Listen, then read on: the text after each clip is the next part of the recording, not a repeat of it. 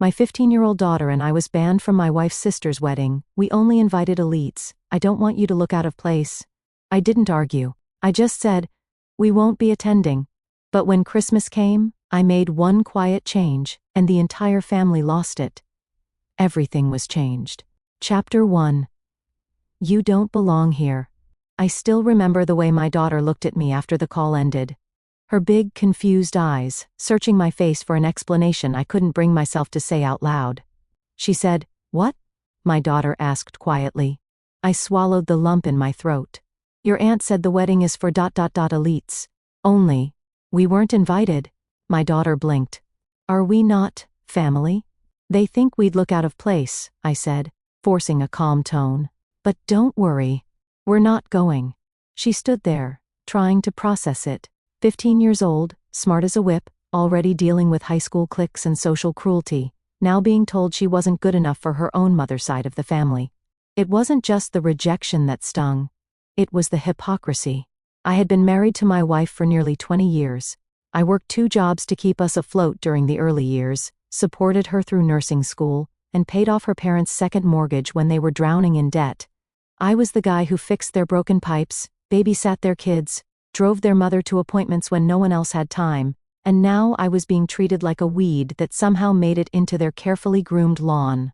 Not only that, but my daughter, who once handmade Christmas cards for every single member of their family, was now being cast aside like some embarrassment they couldn't show to the fancy guests. The final insult? My wife agreed with them. When I confronted her about it, she didn't even flinch. It's not about you, she said coldly. It's about the image. My sister's marrying into a family of doctors and executives. You work with your hands. You don't understand their world. That's when something broke inside me. I didn't argue. I didn't raise my voice. I didn't fight. Instead, I simply said, we won't be attending. She rolled her eyes. Try not to make this about you. I didn't. I made it about us. Me and my daughter. And the quiet move I made just before Christmas, well, let's just say it wiped the smug smiles off every single one of their elitist faces. Chapter 2. Christmas Invitations and Calculations. The weeks after the wedding rejection were quiet, eerily so. My daughter threw herself into school and avoided questions from classmates about why she wasn't at her aunt's glamorous wedding. She said nothing, but I knew it stung. Social media was plastered with pictures from the big event, sparkling chandeliers, wine-fueled speeches, fake smiles, and one particularly smug photo of my wife standing arm in arm with her sister like they were royalty. I stayed silent. But I wasn't idle. Instead of stewing in bitterness, I worked overtime and made careful phone calls. There was one thing I'd always done well. Fix things. Leaky pipes, busted furnaces, broken families. And now I was about to fix this injustice with something far more potent than a wrench. By mid-December, I had quietly made a few moves, financial, legal, and personal. And then I did something small but devastating. I printed Christmas invitations, elegant, embossed, sealed with gold foil. They were addressed not just to my wife's family, but to everyone on their guest list from the wedding. Friends, colleagues, even the groom's wealthy relatives. The invitation read, Christmas Eve, celebration, hosted by James and Emily, father and daughter. You are cordially invited to a night of warmth, gratitude, and legacy. Dress code, come as you are, because no title or wealth will ever matter more than character. It was subtle, but the message was clear. I invited them into our home, not because I expected them to come, but because I wanted them to realize something far worse. They were excluded from something real. And then, the final piece fell into place. On December 20th, my wife came home to find her belongings neatly packed in boxes. A printed file sat on top, a copy of the divorce papers, and more importantly, a real estate contract. Wait, what is this? She asked, suddenly pale. This house is no longer in your name? I said flatly. Check the documents. She rifled through the papers. Her lips moved as she read through the signatures, the dates, the transfer notices. What have you done? I smiled just a little. I've done what I always do. I fixed something broken. And that wasn't even the punchline. Because just 3 days later, on Christmas Eve, the entire family showed up, dressed in glittering clothes and forced smiles, only to be stopped at the gates. A security guard handed them a typed message I had left: "Merry Christmas. Unfortunately, this event is for family, not opportunists, not elitists, and certainly not traitors. If you ever want to know what real class looks like, try humility." They were furious. But it didn't stop there, because the next morning, the real revenge unfolded. Chapter 3. The echoes of humiliation. Christmas morning arrived with a crisp golden sun. Inside our modest home, Emily and I exchanged simple gifts. A handmade sketch from her, a leather-bound journal from me, no fancy chandeliers, no guests in tuxedos, just warmth, music, and peace. The kind of peace only truth can bring. Meanwhile, across town, my ex-wife's sister's family was in full damage control. You see, the humiliation from the night before had gone viral. One of the guests, a minor celebrity, had live-streamed the awkward moment they were turned away at the gates with the note in hand. The stream caught my ex-mother-in-law shouting, "Do you know who we are?" and being met with laughter from the growing crowd behind the security line. Within hours, clips had surfaced all over social media, entitled, "Family Kicked Out of Private Party After Banning Dad and Daughter from Wedding." The comments were brutal. "Good. That dad's a legend. Who bans their own niece from a wedding?" Karma hit like a truck. Imagine being humbled like that in front of the world.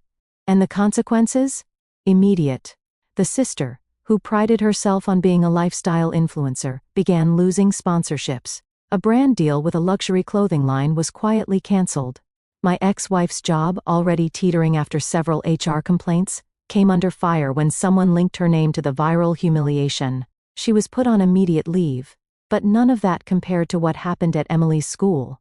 After the holidays, she returned and was greeted like royalty. Students, teachers, even the principal had seen the video.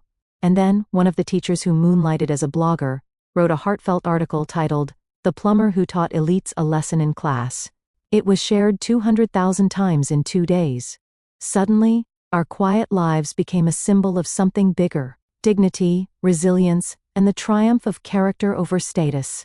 That's when I got a call from a man I didn't expect. My ex-father-in-law. His voice was shaky. "James, I think we all owe you and Emily an apology." I didn't say anything.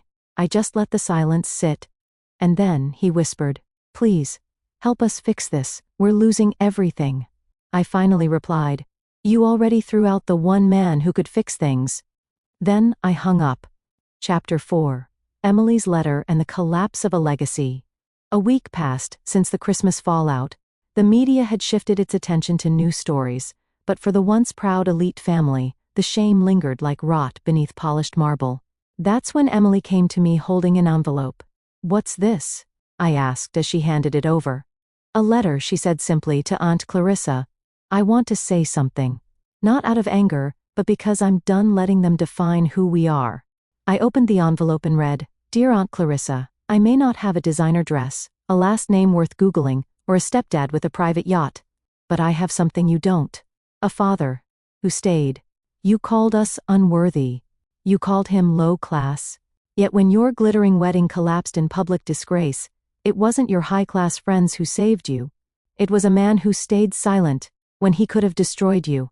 The man you mocked at every dinner. I don't need to attend your parties. I don't want your invitations. I just want you to know. I'm not embarrassed by my father. I'm proud of him.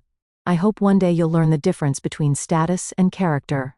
Because right now, you're rich in the first and bankrupt in the second. Sincerely, Emily." I was speechless. Tears stung my eyes, but I kept my voice even. "You sure you want to send this?" She nodded. "I'm not afraid of them anymore.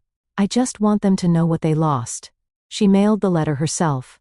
3 days later, Clarissa's husband filed for separation. Apparently, the scandal had revealed more than just bad behavior. It exposed financial fraud tied to Clarissa's business. One by one, her world fell apart. Her mansion went up for sale.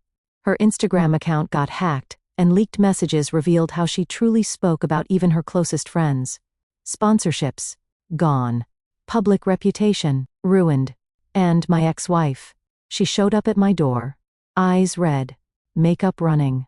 "James, please, you have to help. Clarissa, she's unraveling and I was wrong. About you. About everything. I stared at her. Not with hate, but with clarity. You didn't just betray me. You betrayed our daughter. And that's something I can't forget. She fell to her knees. Please, just tell them it was all a misunderstanding. Talk to the media. You're the only one they'll believe. I tilted my head, then said the words that ended everything. The man you laughed at. The one you threw away like trash. He doesn't live here anymore. I shut the door. Chapter 5. The Final Toast. A Legacy Rewritten. 3 months passed. The scandal had fully run its course. My ex-wife's social circle evaporated. Clarissa was battling lawsuits. Their empire of image and elitism reduced to ashes. Meanwhile, Emily and I thrived.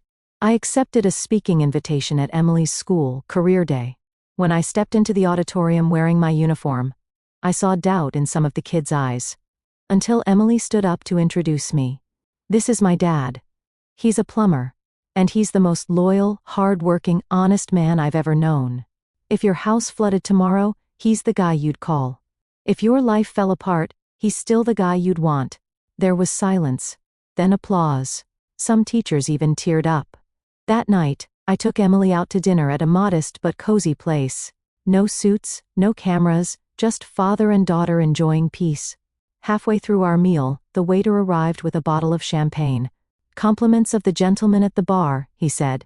We looked over and saw a man in a suit raise his glass. He walked over. Mr. Bennett? He asked. Yes? I read your story in the paper, the real one about your daughter.